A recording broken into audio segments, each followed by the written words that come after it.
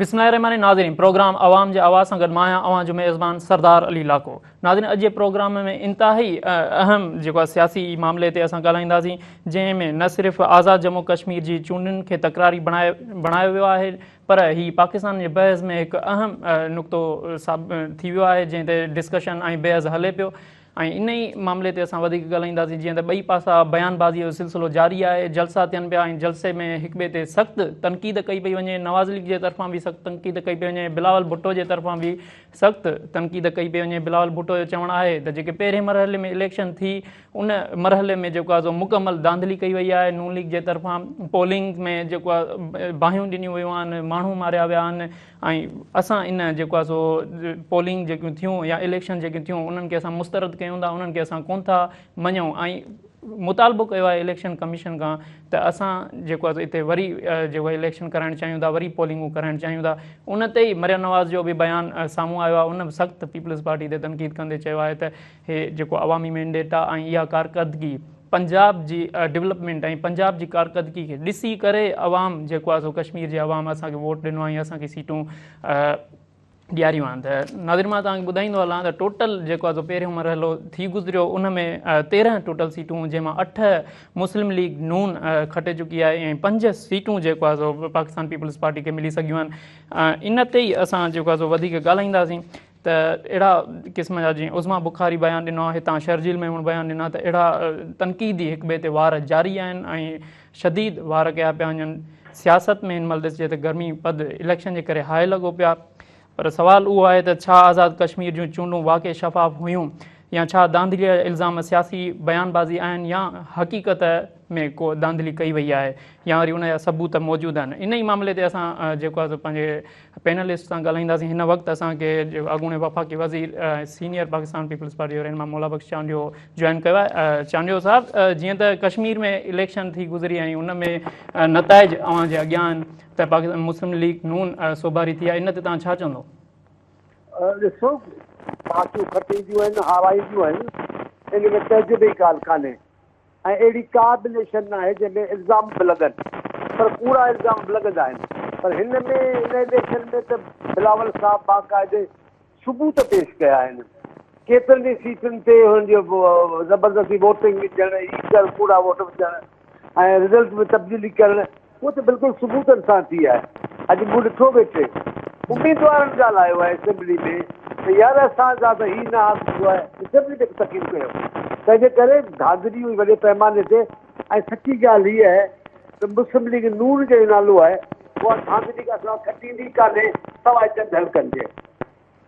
जी चांडियो साहिबु, जीअं त पीपल्स पार्टी ॿीहर पोलिंग कराइण जो मुतालबो कयो आहे, जेकॾहिं इलेक्शन कमीशन इहो मुतालबो रद्द करे थी त पोइ पार्टी जो अमल छा हूंदो? हाणे उहो बि इहो फ़ैसिलो पार्टी जी क़यादत कंदी न। जेको चवणो ई क़यादत खे उहो जाने कीअं थो चई सघां। जेको पार्टी फ़ैसिलो कंदी, क़यादत फ़ैसिलो कंदी, पाण हुनजी ॻाल्हि कंदासीं। चांडियो साहिबु, हिकु तरफ़ जीअं नून लीग सां घणे अरसे खां हिन महिल इतिहाद हले पियो तव्हांजो पाकिस्तान पीपल्स पार्टी जो, ऐं ॿिए तरफ़ हिन महिल हिक ॿिए ते तंज़ बि इलाही शोर जोर जो आहे, हिक ॿिए खे चोर चयो पियो वञे। हिन महिल बि मैंडेट जेको आहे सो बिलावल साहिबु चए पियो त चोरी थियो आहे, हिन ते तव्हां छा चओ? तनक़ीद जो आगाज़ नवाज़ शरीफ़ जी जमायत कयो, वज़ीर आला पंजाब जी उन जेतिरो ॻाल्हायो बिलावल साहिब खे इतिहाद जे हुदे सूदे जेको नाक़ाबिल क़बूल हो, पर उनजो जवाबु पार्टी तरफ़ां अहिड़ो कोन आयो। हिकिड़ी ॻाल्हि ॿी ॻाल्हि त इहा तनक़ीद वारो पहलू हुननि शुरू कयो आहे, असां कोन कयो आहे। ॿिए नंबर ते ॻाल्हि इहा आहे त असांजो इतिहाद हुकूमत में शिरकत जो न आहे। असांजो इतिहाद जमहूरियत खे अॻिते हलाइण जो, छाकाणि जेकॾहिं असीं न पिया साथ ॾियूं त हीअ हुकूमत बि कान पई थिए ऐं जमहूरियत जो जेको तसलसल हो उहो क़ाइमु न थी सघी आहे। रस्ते में छुटी पई, इतिहाद छुटी पिया विया ऐं जमहूरियत कोन हली सघे हा। जी चांडियो साहिबु, जीअं त तव्हां सीनियर जेको आहे अॻुवाण आहियो, त मूंखे इहो ॿुधाइजो त पाकिस्तान पीपल्स पार्टी या मुस्लिम लीग नून या के बि सियासी जमायत में छिकताण वधे थी त उनजो सबबु छा आहे ऐं पाकिस्तान खे उहो नुक़सानु रसाए सघे थी या वरी छिकताण ताणी ई महदूद रहंदी का? यकीनन उहो जमहूरियत खे नुक़सानु पहुतो, वॾे पैमाने ते नुक़सानु आहे। मुल्क खे त अलाह सही पनाह में रखंदो, अहिड़ी का ॻाल्हि कान्हे, पर मुल्क जे लाइ जमहूरियत ज़रूरी आहे, निज़ाम ज़रूरी आहे। जे निज़ाम टुटे थो ऐं अफ़रा तफ़री थी पैदा थिए हुकूमत में, यकीनन मुल्क लाइ सुठो कोन्हे। जी चांडा साहब जीअं त तुर पोइ हिते वञूं त बयानबाज़ीअ जो सिलसिलो जारी रहियो। मुस्लिम लीग नून जे तरफ़ां बि जेको राना सनाउल्ला हिकु वॾो बयानु ॾिनो ऐं चयो त पाकिस्तान पीपल्स पार्टी जा जेको 3 जेको अरब रुपया आहिनि ऐं 3000 अरब रुपया आहिनि जेका दुबई मुंतक़िल कया विया आहिनि करप्शन जी जेको आहे ॿियो नालो पीपल्स पार्टी आहे, इन ते तव्हां छा चवंदा? कुझु करप्शन जा इल्ज़ाम सदाईं लॻा आहिनि, सुबुह सां कॾहिं कंहिं ॻाल्हि कान कई आहे, पर सिंध में जेतिरा कम थिया आहिनि, जेतिरा माहौल थिया आहिनि, हाणे हर वक़्तु हिन ख़्वाब में बि थर कोन ॾिठो आहे। हमेशह थर जे हवाले सां बाबा थर में हाणे वञी ॾिसो त सही, थर जे रस्तनि जी त हालत ॾिसो, उमरकोट में, नंगर पालकर में तरक़ी त ॾिसो। तंहिंजे करे बाक़ी करप्शन जा इल्ज़ाम लॻंदा आहिनि, भला हिन वटि ॿी कहिड़ी ॻाल्हि आहे? असीं त चऊं था।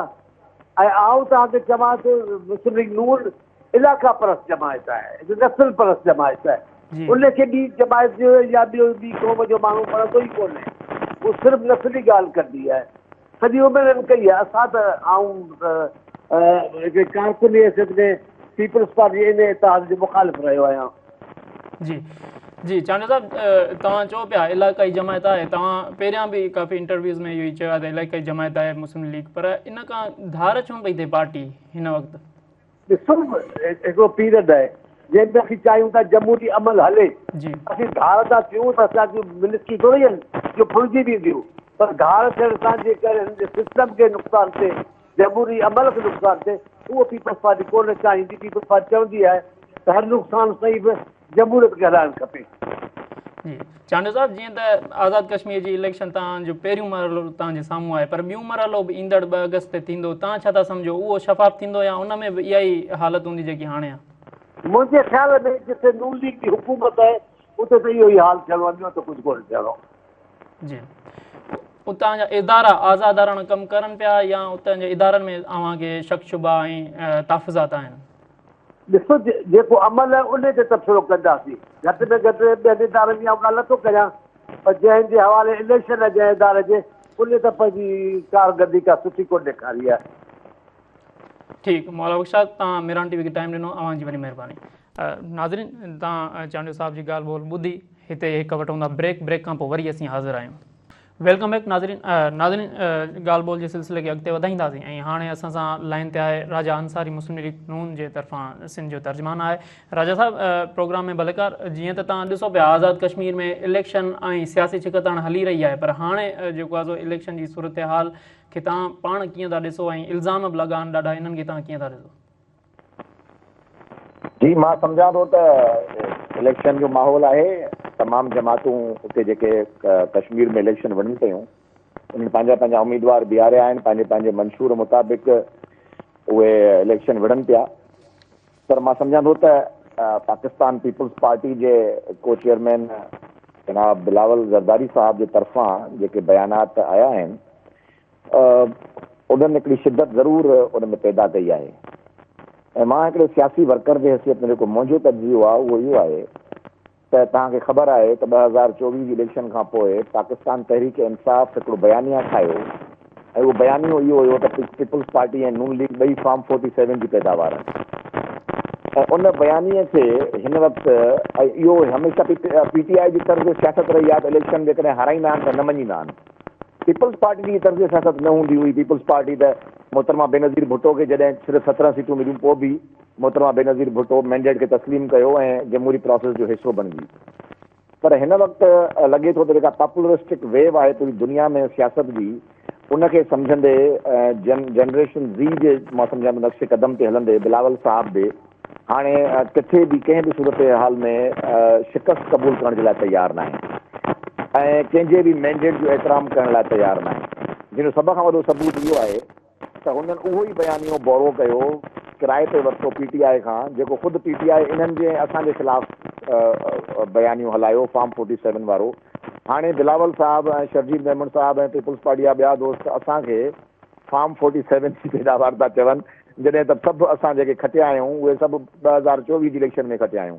इहो कीअं थो थी सघे त 2024 जी इलेक्शन में ॿिया सभु जेके बि खटिया उहे सभु फॉर्म 45 ते खटिया ऐं मुस्लिम लीग नून जे खटिया आहिनि उहे फॉर्म 47 ते खटिया आहिनि। मतिलबु अजीब हिकिड़ो बयानी आहे जेको मां सम्झां थो हिन वक़्तु माण्हू बोरो न कंदा, पर उन जे बावजूद बि उहो हिकिड़ो बयानियो ठाहिण जी कोशिशि कई पई वञे। इहो जमहूरियत खे नुक़सानु पहुचंदो, इन अमल सां सियासत खे नुक़सानु पहुचंदो, सियासतदाननि खे नुक़सानु पहुचंदो।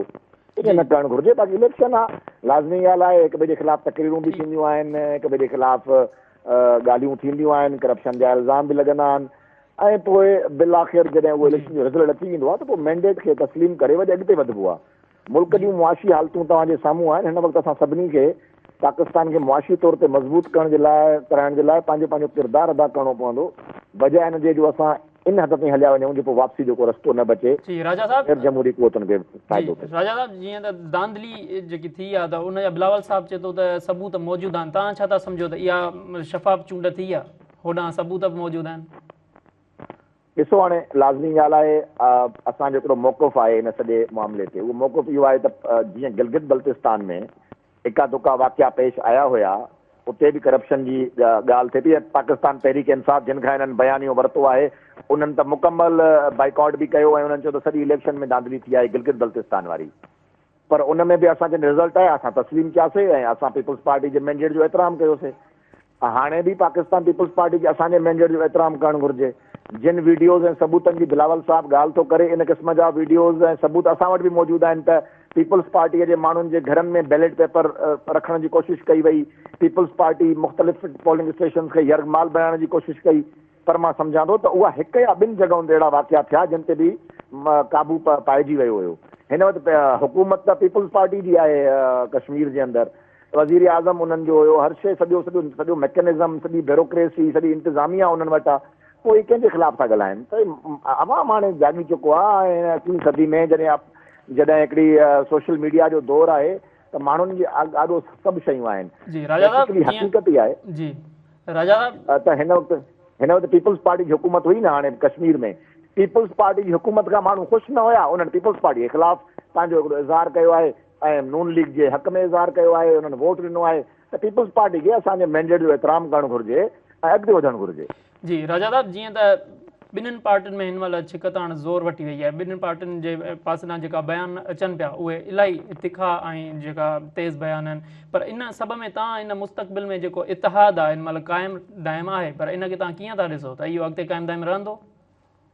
ॾिसो, इन इतिहाद जो त कश्मीर जे इलेक्शन सां को बि तालुक़ु न आहे। इहो इतिहाद पार्लियामानी इतिहाद आहे, उन में सभिनी धुरियुनि पंहिंजो पंहिंजो हिसो वरितो आहे।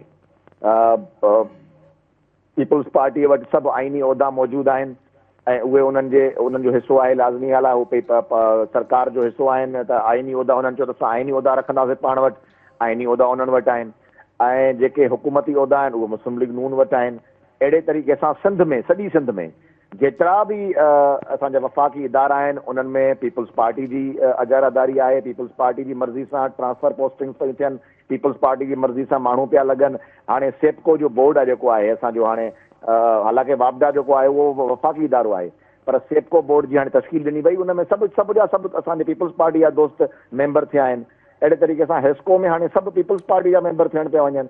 त पाकिस्तान पीपल्स पार्टी जा वफ़ाक़ी सरकार जा फुल मज़ा पई अचे ऐं उहो लाज़मी ॻाल्हि आहे। उन्हनि असांखे वोट ॾिनो आहे, उन्हनि जा अंग अखर जेके आहिनि क़ौमी असेंबली में जेका उन्हनि जी मेजॉरिटी आहे, पंहिंजो जेके MNAs जी तादाद आहे, उन हिसाब सां उहे मज़ा बि वठनि पिया। त उनजो कश्मीर जी इलेक्शन सां तालुक़ु न आहे।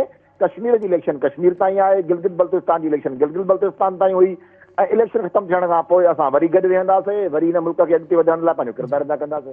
इहो ॿुधाइजो असांखे त ॿियो मरहलो हिन महिल ईंदड़ आहे, 2 अगस्त ते ॿियो मरहलो आहे, त इहो इनखे तव्हां कीअं पिया ॾिसो? इहो शफ़ाफ़ थींदो या इन में बि जेके साॻाई तहफ़ुज़ात साम्हूं ईंदा? ॾिसो, इहो बिल्कुलु ईअं ई थींदो, ईअं ई शफ़ाफ़ थींदो जीअं अॻु में हीअ इलेक्शन कश्मीर जी थी आहे। मां सम्झां थो त जेकॾहिं ॿिए मरहले में मुस्लिम लीग नून घटि सीटूं खयूं ऐं पीपल्स पार्टी वधीक सीटूं खयूं त असां ईअं न चवंदासीं त पीपल्स पार्टी प्रेशर डेवलप करे प्री पोल रैगिंग करे इहे सीटूं वरितियूं आहिनि, बल्कि असां पीपल्स पार्टीअ जे मैंडेट जो एतिराम कंदासीं। पर असां इलेक्शन प्रोसेस ते इल्ज़ाम न हणंदासीं, छो जो इलेक्शन प्रोसेस वाकई कश्मीर में साफ़ ऐं शफ़ाफ़ थींदा रहिया आहिनि। कश्मीरी इलेक्शन्स जी तारीख़ रही आहे ऐं कश्मीर में कॾहिं बि इन क़िस्म जूं धांधलियूं या प्री पोल रैगिंग या इन क़िस्म जी शयूं कोन थियूं आहिनि। हाणे बि कश्मीर में साफ़ शफ़ाफ़ इलेक्शन थियनि पियूं। पहिरें मरहले में बि साफ़ ऐं शफ़ाफ़ इलेक्शन हुयूं, ॿिए मरहले में बि साफ़ ऐं शफ़ाफ़ हूंदियूं ऐं टे मरहले में बि साफ़ ऐं शफ़ाफ़ थींदियूं।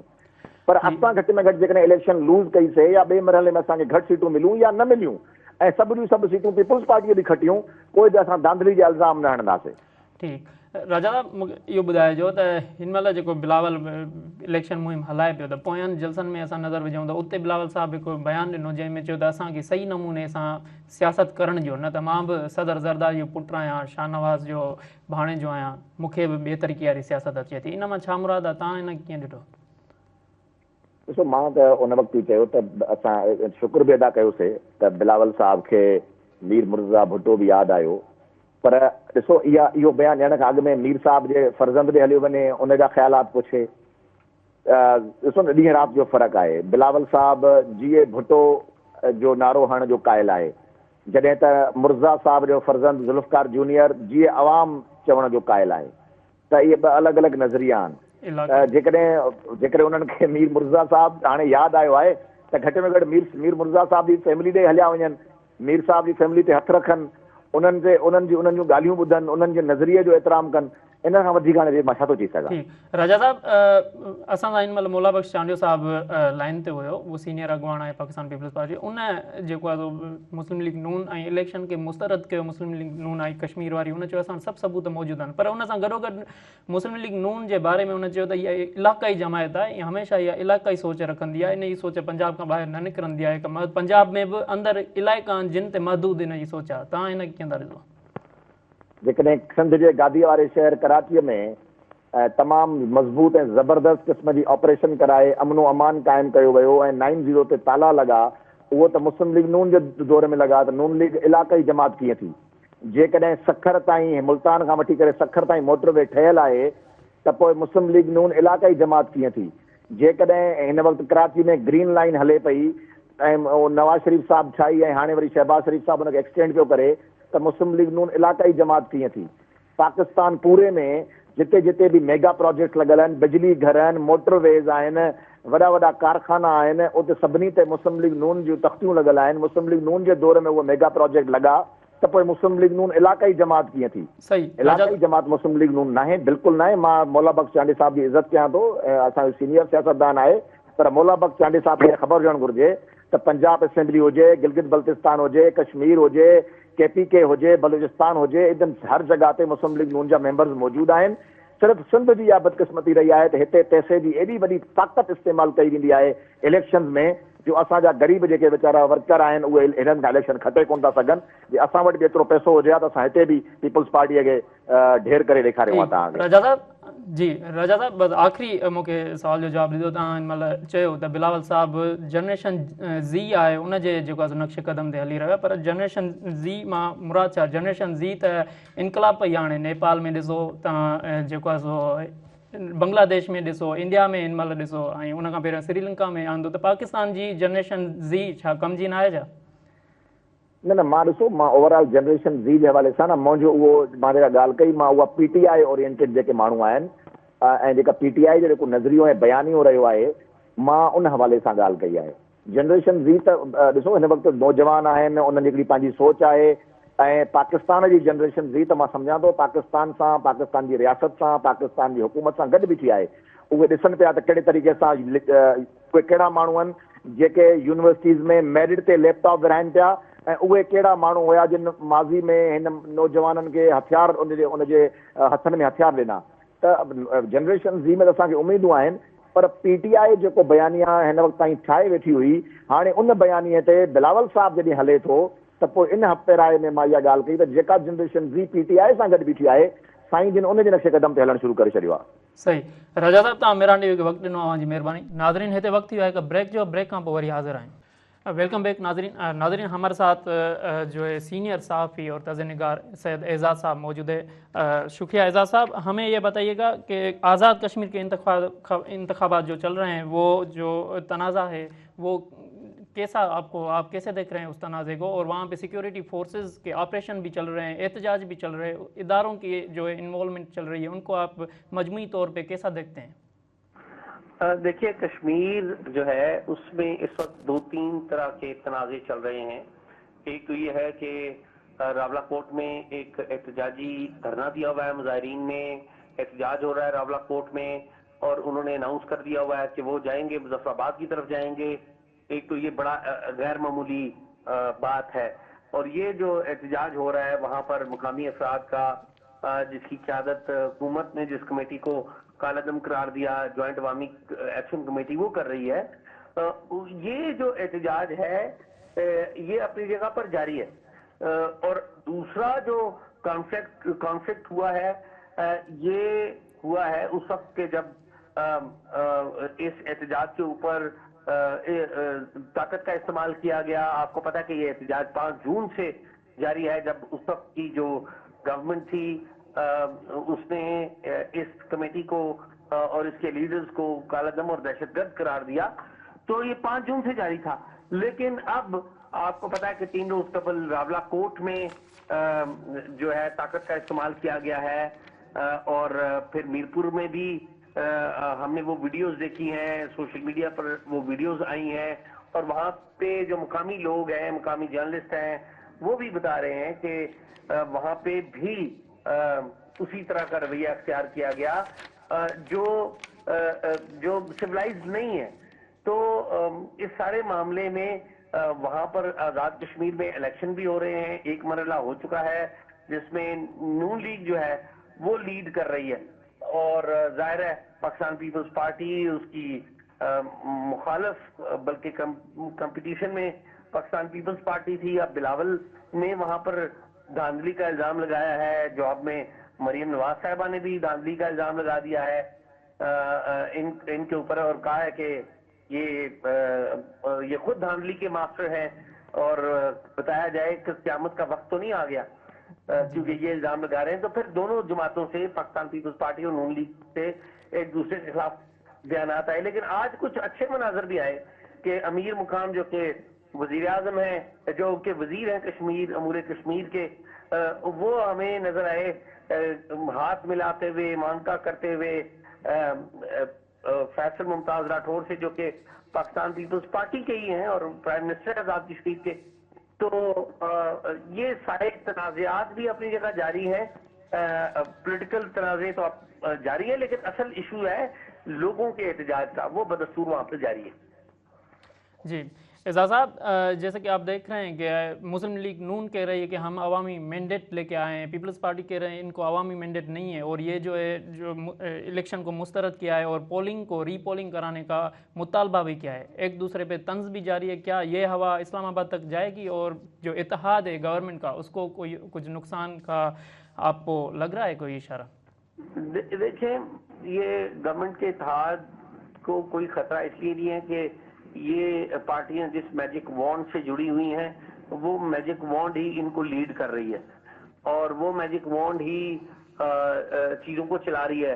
انفارچونیٹلی, ہمیں اچھا لگے یا برا لگے, تو یہ مفادات کا کھیل ہے. انفارچونیٹلی پیپلز پارٹی نے کہا ان کو کہ یہ فارم 47 کے سے آئے ہیں, تو پیپلز پارٹی تو ایک میجر شیئر ہولڈر ہے پورے سسٹم میں. پریزیڈنٹ پاکستان پیپلز پارٹی کا ہے, chairman senate Pakistan Peoples Party کا ہے, بلوچستان کی حکومت پاکستان پیپلز پارٹی کی ہے, سندھ کی حکومت پاکستان پیپلز پارٹی کی ہے. تو کیا جو فارم 47 ہے وہ صرف پنجاب میں ہی چلا ہے؟ میرا خیال ہے فارم 47 کا اگر کوئی کمیشن بنا, کبھی کوئی جنرلی تحقیقات ہوئی تو شاید سارے ہی فارم 47 نہ نکل آئے. تو یہ very sad state of affairs ہے پاکستان کی پولیٹیکل لینڈسکیپ کی. یا وہ جسے بڑا ایک بہت اس اصطلاح کو بہت زیادہ استعمال کیا گیا ہے, اور مجھے بھی I hate to use it, کہ اس حمام میں سارے ننگے ہیں. جی اعزاز صاحب, جیسے کہ الیکشن میں تقاریر کا سلسلہ جاری ہے, تو وہاں پہ بلاول صاحب نے ایک تقریب سے خطاب کرتے ہوئے کہا کہ مجھے تنگ نہ کیا جائے, مجھے سیاست کرنی دی جائے, میں زرداری صاحب کا بیٹا ہوں, میں شاہ نواز مرتضیٰ کا بانجا ہوں, ورنہ مجھے وہ سیاست بھی کرنی آتی ہے. آپ اس کو کیسے دیکھتے ہیں؟ میں اسے بالکل ایک پولیٹیکل اسٹیٹمنٹ دیکھتا ہوں, ایک پولیٹیکل بیان دیکھتا ہوں, nothing more than that. Bilawal میں جان ہے, لیکن بلاول جو ہے وہ ابھی تک کسی بولڈ فیصلہ ابھی تک بلاول نے کوئی نہیں کیا کہ میں اس کی روشنی میں کہوں کہ بلاول نے فلاں بولڈ فیصلہ کیا ہے.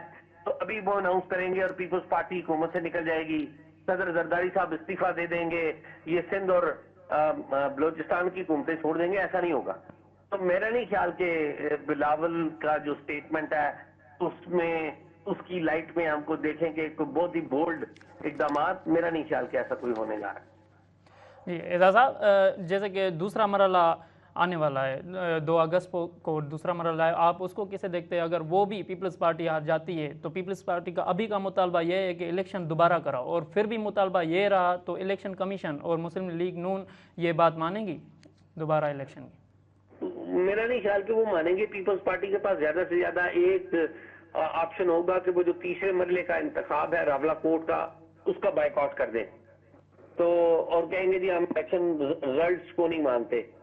تو ظاہر ایک پولیٹیکل کرائسس ہوگا, اور پیپلز پارٹی کی شروع دن سے بھی خواہش تھی کہ انتخابات نہ ہوں, پہلے یہ مسئلہ حل کیا جائے. اور اگر یہ بائیکاٹ کر دیتے ہیں تو یہ مورلی پریشرائز کرنے کی کوشش کریں گے گورنمنٹ کو کہ وہ انتخابی نتائج کی اناؤنسمنٹ روک دے یا نئی فارمیشن آف دی گورنمنٹ روکے. اور جو سیٹ اپ چل رہا تھا فیصل ممتاز راٹھور کی سربراہی میں پرائم منسٹر کا, وہ جاری رہے. قانون تو یہی کہتا ہے. لیکن میرا نہیں خیال کہ نیو لیگ کی گورنمنٹ جو ہے ان کا ایک اپنا الگ سے ان کا ایک کانفیڈنس ہے. وہ یہ پوز کرتے ہیں کہ انہوں نے بڑی اچھی پرفارمنس کا مظاہرہ کرتے ہیں, گورننس بہت اچھی ہے اور لوگ ان سے بڑی محبت کرتے ہیں, تو وہ گورنمنٹ کرنے کے حقدار وہ ہیں. تو میرا نہیں خیال کہ وہ جو لیول آف کانفیڈنس ہم ادھر بھی دیکھ رہے ہیں, میرا نہیں خیال کہ وہ بھی اس پریشر کو لیں گے. وہ پیپلز پارٹی نے اگر کہا کہ وہ اقتدار سے باہر بیٹھیں گے تو وہ ان کو باہر ہی رکھیں گے اقتدار سے. جی اعجاز صاحب, جیسے کہ ابھی آپ دیکھ رہے ہیں کہ نوک جھوک چل رہی ہے اور جو تیزی بھی ہے اس میں, تو اس سے جمہوریت کو کتنا نقصان ہے؟ دونوں پارٹیز آپس میں آمنے سامنے. پہلے بات تو مجھے یہ بتائیں کہ ملک میں جمہوریت ہے؟ اگر تو آپ سمجھتے ہیں کہ یہ ملک میں بڑی روبسٹ جمہوریت ہے تو میں حیران ہوں اس بات سے. میرا یہ خیال ہے کہ ملک میں کوئی وائبرنٹ جمہوریت موجود جو نہیں ہے. بولنے والی جمہوریت ہے وہ تو چلے گی نا, یا وہ بھی؟ جی کیا کہہ رہے ہیں؟ جو نام کی جمہوریت ہے وہ چلے گی یا وہ بھی گر پڑے گی؟ بس جمہوریت ہوتی ہے یا نہیں ہوتی, نام کی یا بے نامی تو نہیں ہوتی نا. انفارچونیٹلی پاکستان میں کوئی جمہوریت بس نام ہی ہے. میرا نہیں خیال کہ کوئی پراپر جمہوری سسٹم ہمارے ملک میں افیکٹو جمہوریت سسٹم چل رہا ہے. جی اعجاز صاحب, آخری میرا یہ سوال ہے کہ وہاں پہ آپ کے ذریعے بھی موجود ہے کشمیر میں, آپ کے ذریعے کیا بتا رہے ہیں کہ عوامی مقبولیت کس طرف ہے, پیپلز پارٹی کی طرف ہے یا نون لیگ کی طرف ہے؟ دیکھیں, عوامی مقبولیت کا فیصلہ ایز اے جرنلسٹ مجھے نہیں کرنا چاہیے, اور میرا نہیں خیال کہ آپ کو بھی کرنا چاہیے. عوامی مقبولیت کا جو فیصلہ ہے یا تو وہ انڈیپینڈنٹ سروے کرتے ہیں یا وہ الیکشن کرتے ہیں. الیکشن کی کریڈیبلٹی انفارچونیٹلی پاکستان میں اتنی خراب ہو چکی ہے, اس کے اوپر بھی لوگ یقین کرنے کے لیے تیار نہیں ہیں. جو 2018 میں ہوا یا جس طرح کے سوالات 2024 کے الیکشن کے اوپر اٹھے, اور جس طرح آزاد کشمیر میں حکومتیں تبدیل ہوئی ہیں, اس طرح تو آپ کو پتہ ہی ہے کہ کریڈیبلٹی بڑی ڈیمیج ہوئی ہے گورنمنٹ کی, گورنمنٹ انسٹیٹیوشنز کی. تو لیٹ پیپل ووٹ. دیکھیے وہ ووٹ دے کے کیا کرتے ہیں. جی سید صاحب, میران ٹی وی کو آپ نے وقت دیا, آپ کی بڑی مہربانی. ناظرین, جیسے کہ آپ نے بات سنی سید صاحب کی, اور اس کے بعد جو ہے ہم نے وہاں بات کی ملا بخش چانڈیو سے. تو ہی سجو جو سلسلو ہے, ہی سجو سلسلو الیکشن تے ॻाल्हायोसीं. इलेक्शन ते मुख़्तलिफ़ बयान साम्हूं आया. मुला बख्श चांडियो साहब बि इल्ज़ाम लॻाया ऐं उन्हनि ते इहो चयो त मुस्लिम लीग इलाक़ाई जमायत आहे, जंहिं ते मुस्लिम लीग नून जे अॻुवाण चयो त ही इलाक़ाई जमायत न आहे, हिन पूरे पाकिस्तान में कमु कयो आहे. नाज़रीन, ईंदड़ हफ़्ते ताईं मूंखे ॾींदा इजाज़त. अल्लाह भाई.